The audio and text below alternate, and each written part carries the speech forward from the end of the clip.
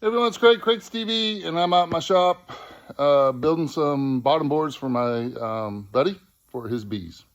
So this is what I'm building. That's my finished product. Everyone's gonna say, why are you building them with 2x4s? So there's a reason.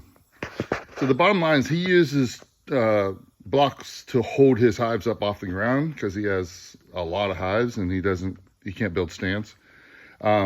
So the blocks are just a little bit skinny if you use a 1x on the sides. And it's really hard to center the hive on blocks if you're using 1xs. So by using 2x4s, we can actually get more surface inwards and outwards to try to, because the hive is actually going to go on the outside here. So you're gaining another, like 3/4 of an inch or so inward to grip those things. So anyway, he's gonna put some material on there, have it be a screen bottom board. This will be your entrance, and away you go. So I've already got that board right there. There's 20 of those done because I'm building 20 of these things. I've got 26 of the sides, and I need 40. That's my sample. I need 40 of those. I've already ripped the last 2x4s down. I didn't show you guys that part. So I'm done ripping those down. And then once I'm done ripping those down, then I need to rip these 1xs, and that's what fits inside there. And I'm using dowels to hold them together. And then I will glue it and screw it like you can see there. And then he can put his 1/8" cloth on there and paint them, and he'll be ready to go. So I'm gonna go ahead and cut these things. I've got a jig made. I got 2 jigs. This is for the short piece. Now I'm on the long pieces, 40 of them. That way I can do a repeatable cut pretty quick. And I also, every time I cut one, it leaves a little bit of shrapnel hanging out of the remaining board. So I flip the board every single time because those fingers hanging out end up pushing the board out a little bit on this end here. So I'll show you how I do this. So let me put you on a stand and let's get these 3 2x4s all done. I think that's enough to get me my 40 that I need. We'll see. So hang tight.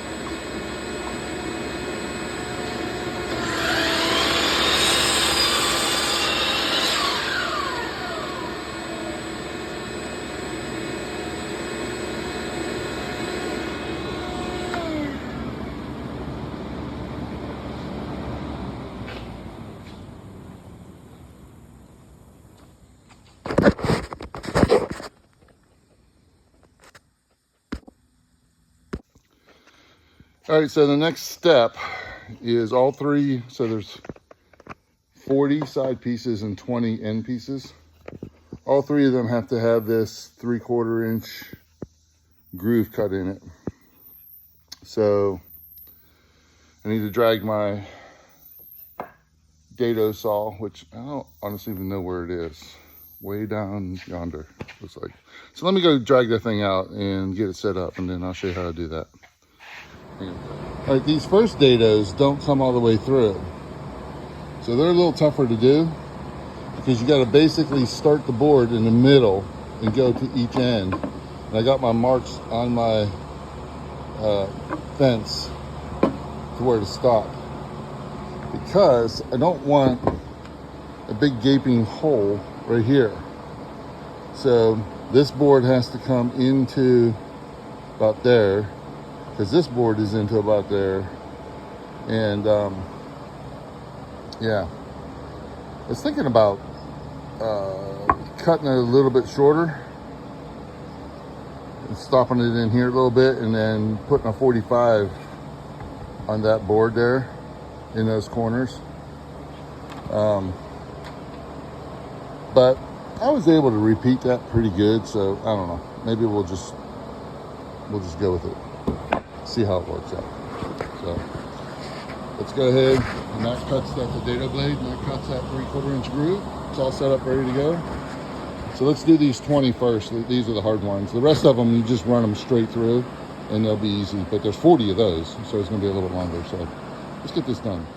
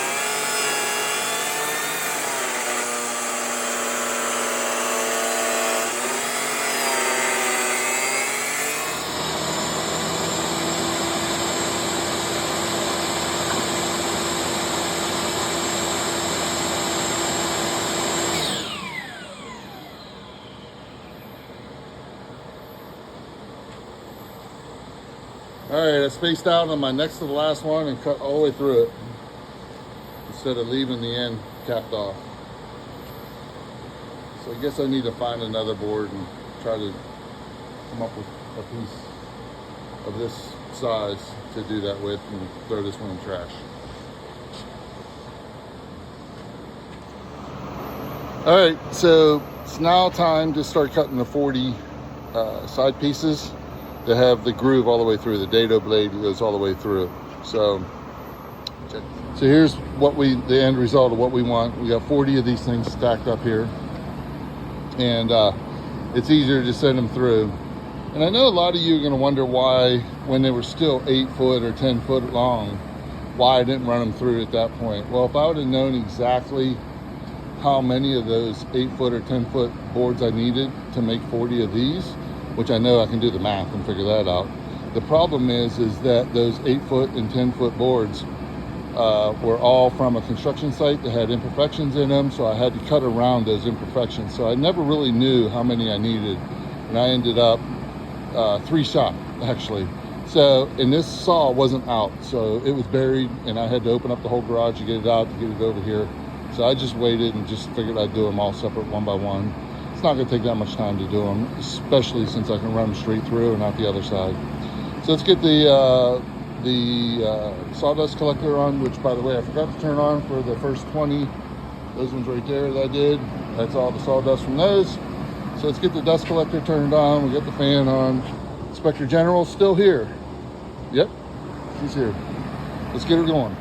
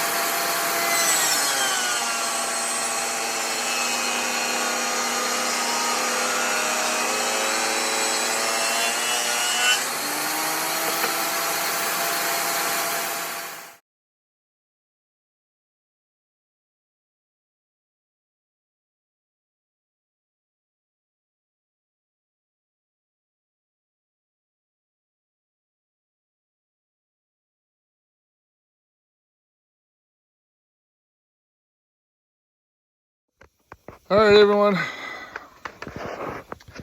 So I've got all the side pieces and all of the end pieces cut, ready to go, ready to assemble. So the next part that I need to build, so I need to cut all these pieces and then put my dowel in there. So, and then I can start the assembly process. So I think I'm gonna go watch some MXGP. It's getting a little warm out here. And the Inspector General right there, I think she's ready to go in the house too. And by the way, my dust collector, I need a 30-gallon steel drum to put on my dust collector. that thing crushes. And I actually even put some stuff in there to keep it from crushing. But one little 5-gallon bucket, it's just not enough volume. But maybe I need to switch to a 5-gallon bucket until I find a 30-gallon fuel drum. Anybody out there have a used 30-gallon fuel drum in the North Texas area? I could use one. Just saying. Probably if you got one, you're probably trying to get rid of it anyway. So, yeah, let me know. I'm out driving around all the time, so going from dealer to dealer. I can meet you somewhere or come to your house, whatever. But that is not what I call dust collection.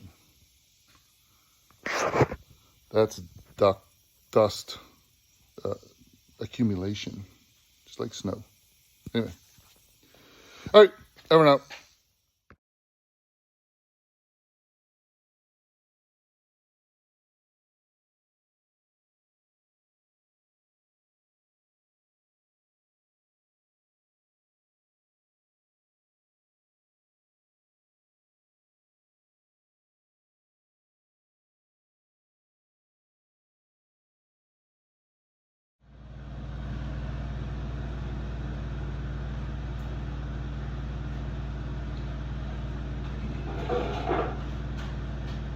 Hey everyone, it's Craig. Back again for another evening of assembling these special bottom boards that we're building. Again, the finished product is this. Going to be screened over top of this, 1/8 inch, I think they call it 1/8 inch cloth, which is screen. It's just a special size screen. And then, but I'm using 2x4s for the edges, all the way around the back and the sides. The front will be open. That's for the bees to go in and out. And actually it's this front. So it's a 3/4 inch difference right here. So there's a 3/4 by 3/4 piece of wood you put across the front to reduce the amount of area that the bees have to protect to keep robbers out and stuff like that. So anyway, so the main box will go from here up. And it'll come across here, leaving that 3/4 inch gap, and we'll fill that up with feeders and with an entrance reducer. And man, do I got a thorn or a spinner in my finger, in my hand. So anyway, so the first thing I want to do is I want to be able to draw a line where this groove is on the, so the groove is here, but I want to draw the line on the backside here, so that I can know where to drill and where to put screws. And I'm going to just sit and do that for, I don't know, probably an hour or so. So let's get started on that project and see where we end up. So basically what I'm going to do is I'm going to take, actually a pencil.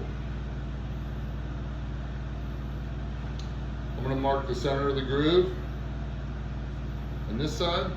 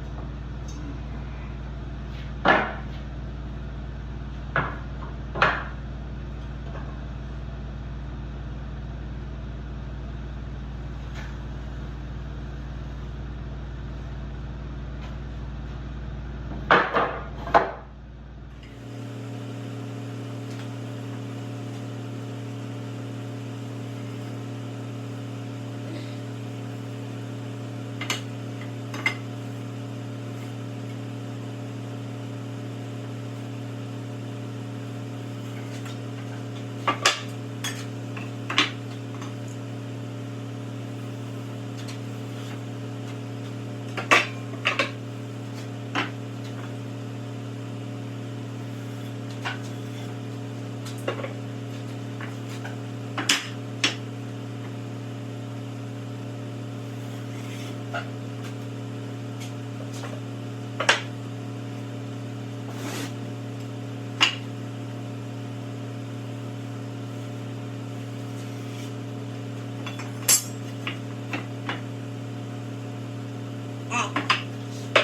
my good buddy Dad Chad says on YouTube, now we're cooking with oil or gas. Now we're cooking with gas.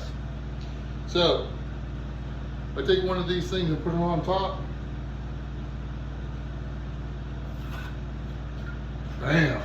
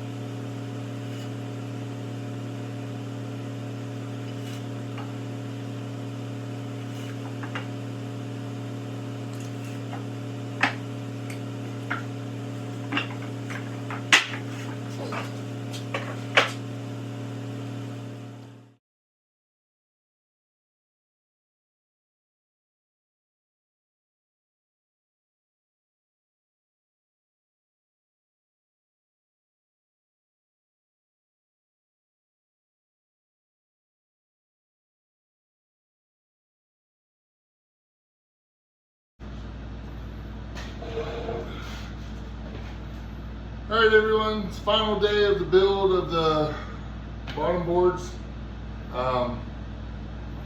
Made heavy duty with 2x4s for my buddy. So let's get right after this thing.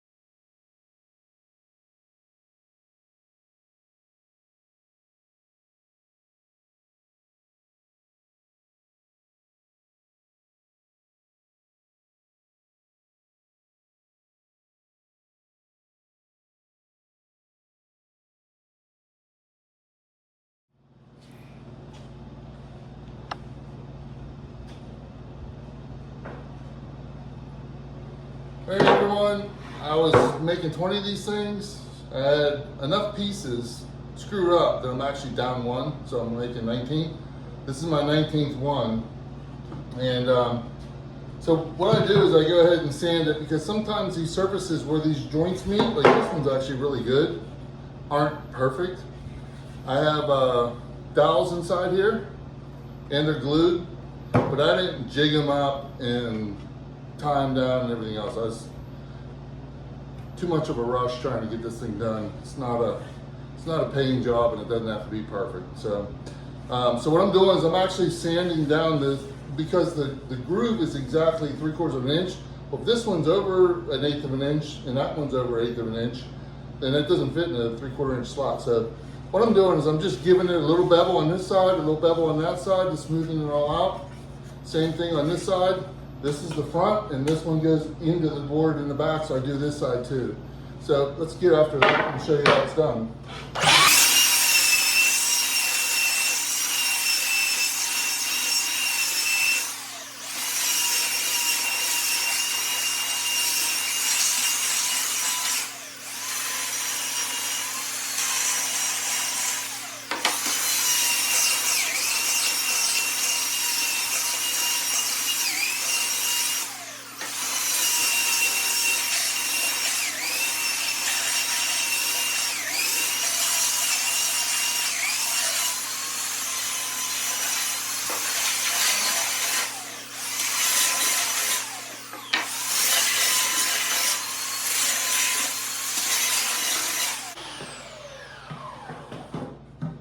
All right, so as you can see where I sanded. I hold my sander at a little bit of an angle here. You can see where I sanded down the side here. On this board specifically, you can see it really well because it's a darker board. I also round the corners on the bottom end, because they go down inside this corner here, and this board has a radius on it so that it didn't come through the side. So this was actually machined this way on a dado blade. They cut that 3/4 inch slot. And if I went all the way out the end, it would look like that. This end's getting filled up with this thing.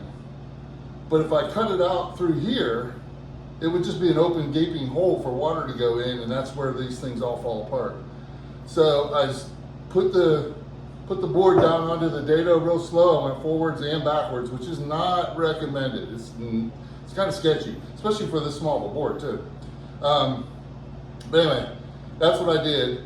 And rounding off those corners, because they're going to fit up inside here, are because it's radiused. This dado is actually radiused up inside here a little bit. So let's go ahead and put this thing together.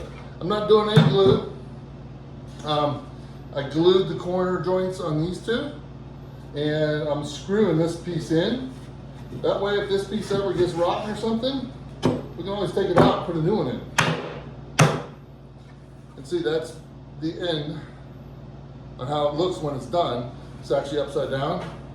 So this is 3/4 of an inch up.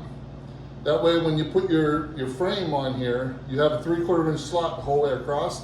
And that's what we call entrance reducer space. So you can reduce down that space.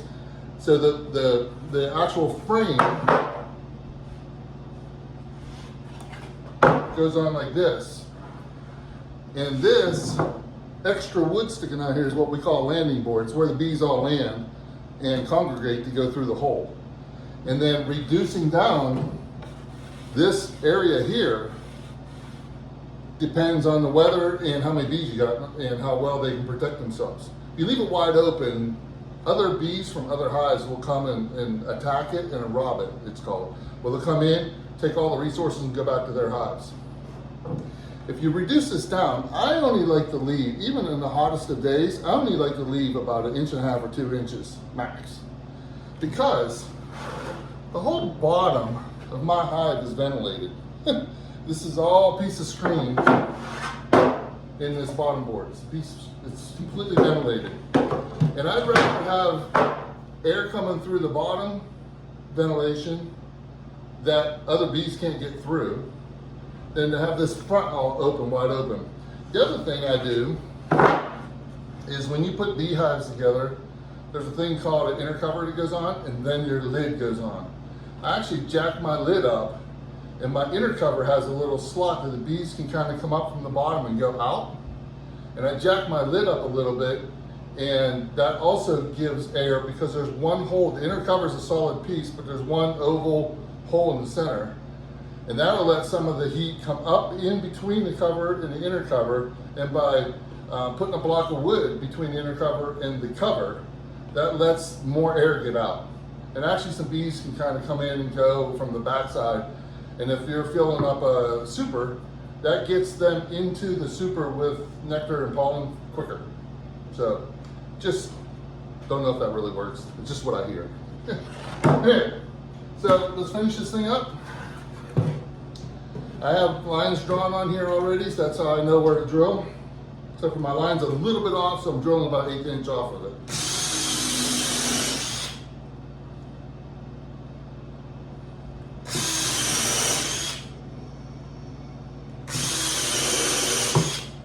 I'm putting 3 screws across each side. And like I said, if we ever need to take these things apart for some reason and change them, we can.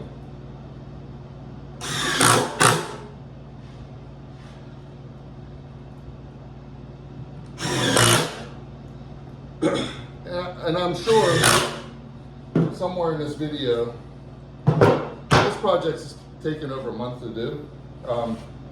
So I don't even remember all the videos yet. I have to put them all together. I'm sure I told you why I'm building 2x4 bottom boards, and it's because if you set a regular 3/4 inch bottom board, the outside dimension's the same. It's the inside that would be 3/4 of an inch shorter on both sides.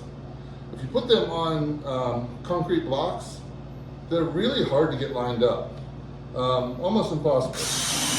Concrete block kind of fits right in the middle of that thing. So the bottom line is that by adding 3/4 on each side, because this is an 1.5 inch thick piece of wood, by adding 3/4 on each side, it's just going to make it that much easier. So it's an 1.5 inch skinnier overall to catch those concrete blocks. These are all being made from my buddy Tim. I'm actually use concrete blocks, except for on yards that I have these on outside of my yard. My yard, I use 4x4 wooden, like 20-foot wooden beams that are standing on top of concrete blocks. So when you're doing as many hives as like a commercial guy or a sideliner does, doing the 4x4 things doesn't work. And honestly, I'm getting to that point where I have enough hives that even on my own property, I'm probably going to switch over to doing concrete blocks, and that way I can put them anywhere I want to, whenever I want to. And because when you do the 4x4 thing, the problem is that if you're on a little bit of a slope and you have a 4x4, you can't put it like this. You have to put it level. So these blocks on this side may be just from the ground up, holding the 4x4 upright. The middle one has to be buried a little bit, and the ends ones have to be buried a lot. And that will keep it from swooping in the middle by having middle ones. But to keep it level, it has to be level side to side, like this way on the hive. It can be sloped a little bit that way. Some people like to have theirs sloped a little bit that way. That way any rain and stuff that gets on that front board doesn't go in. Again, if you have a screen bottom board, it honestly doesn't matter because it's just going to go in and go right back down through the screen bottom board. But people that have solid bottom boards, that's a huge problem because it can fill up the whole back corner of their hive if their hive's a little bit unlevel, and it can just fill the whole thing up with water. And water in a beehive is not good. That's a really, really bad thing to have going on.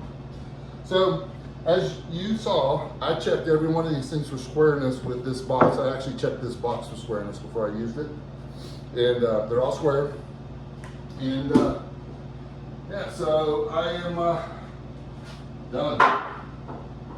There's a little bit of wobbliness on them. And a little bit of wobbliness is not a big deal because the hives weigh so much, they'll flatten themselves out on the concrete block. So this one's really the worst one. The whole stack is actually really good other than this one right here. But that one there is a little bit wobbly. But as soon as you stack a 80-pound hive on there, it's just gonna flatten it out and it'll be fine. So that's 19 of these. Again,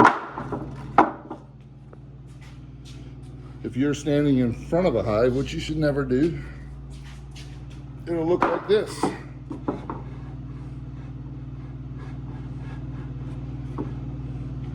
With the bees coming and going, hopefully reduced down to only having a little bit. We also put feeders in right here too. That's another reason for this thing here, is you put a feeder underneath there, which is a mason jar full of sugar water. And then you put the feeder on one side, you reduce it down, and then you just leave the gapping area here for the entrance over on the side. So put the entrance reducer, it's the feeder, I think it's 4 inches wide. Then you'd want to reduce this down to about 1.5 inches or 2 inches on that side. And then that way, if any robbers come in, they're not right beside this feeder. So you want, if anybody is trying to get in, you want them to be trying to get in way over here so that there's enough bees inside the hive to protect that and guard that entrance. So I am a dust ball. My shop is a dust ball. A lot of sanding happened in here, but project is done, and so is Craig. So weekend's over with. I just looked outside and it's dark. So yeah, fun time with Sunday afternoon for Craig Martin. Anyway, that's it. Over and out. I'm gonna go in, take a shower, and get a little dinner. So thank you, and stop back and see me again. Over and out.